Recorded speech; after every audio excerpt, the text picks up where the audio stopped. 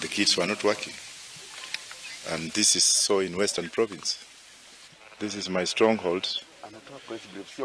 My stronghold holds Matungu. Please, gentlemen, please. I'm uncomfortable when it's too close to my mouth. Yeah, my strongholds.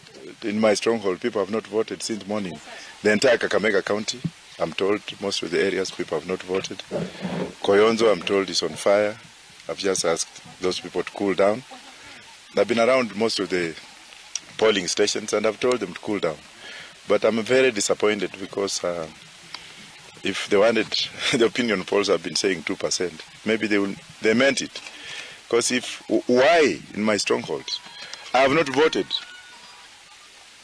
Please switch off that phone, and if it rings again, I'll send you away. This is very important because I'm addressing members of the Fourth Estate. Then why should we vote for presidential elections if I'm the only one who has not voted?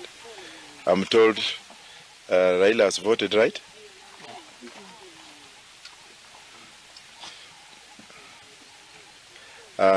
Maure has voted. I've just spoken to him to congratulate him. Ruto has voted. Wajackoyah has not voted. Why? Is that really something that somebody has to question?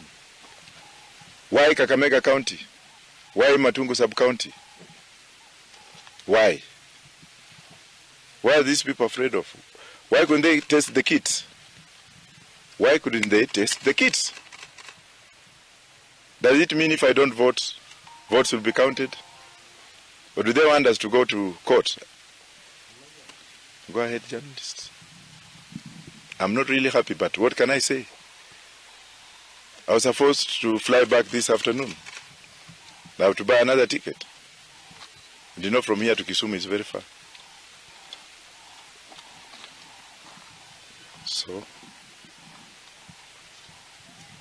have you perhaps been in touch with the IEBC officials, and what are they telling you? I don't need to. Because they were there when you guys were there, telling me, oh, you're supposed to be here, like it's not working. Then I'm asking them, what do we do? At all, you have to wait. My people are defranchised. The older generation have gone home. So we'll come and vote if they make them. Why rig me out of this election? If the opinion polls have been saying 2% and I've got the entire nation with me, probably that's what they want to. But you know what? I stand with God. That's the only thing I can say. My wife here was telling me that, you know what God has written stands. Maybe she can say something. Please, let Kenyans hear your voice for the first time. Yeah. I wasn't really expecting this, but it's very disappointing for the machines to not be working on the day that's most important to the lives of all Kenyans concerned. However, no weapon formed against us, the people of God, the people of Kenya, shall prosper. That's the ground that we stand on. So you all remain vigilant, remain cool, remain calm, and we'll see this thing to the end. So, thank you. What's your name? What's your name? You know, I have no mechanical engineering in my head. I've never done mechanics. So even if I go there, I mean, how do I answer that question? You said another attempt. How? I'm not an engineer. If they tell me they're not working, that means they're not working. Why would I go to do another attempt if they're not working? Unless I'm the most foolish lawyer in the world.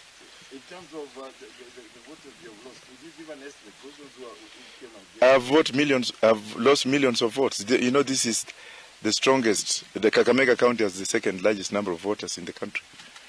And if you go everywhere I've been in the morning, especially in Muira, in Matungu Division, I've been to Bungoma this morning, everybody's yelling me. Sorry about if I answered you wrongly. I do apologize because I didn't get it right. You are right. But if I lose in my strongholds, what happens? What is the next course of action for Professor Wajackoyah? Because now failing to vote is a very unfortunate thing.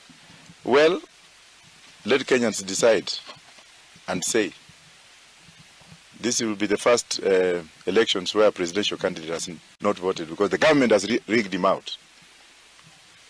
Maybe, Prof, you are a lawyer of high standing, and we understand that just the other day the court ruled that the manual voter register should actually be a complementary one.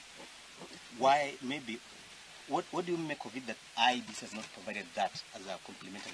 That's why you see me saying that I'm going to do away with some parts of the Constitution. Now you see the answers. This Constitution is vague, the lawyers are vague, the judges are vague, and had I been given an opportunity, those are areas of the Constitution that you're going to look into. Because what is the alternative? The law, as rigid as it is, gives a momentum, but it also gives an alternative. If you go into the Constitution, they'll always tell you about restraint of speech. You have the freedom to go out there and speak your rights. In the U.S., First Amendment rights, and the First Amendment gives you right to demonstrate or to picket. But because of national security, it also gives you an alternative. So whoever restrains you will tell you, okay, you are not supposed to speak here because of this, but you are giving you an alternative. So coming to your question, that ought to have been an alternative. In case this fails, this is an alternative. Now the Supreme Court judges, and that's why I'm going to sack some of them. Had I been given an opportunity, that is what I was talking about. What alternative has the Supreme Court given to the IEBC?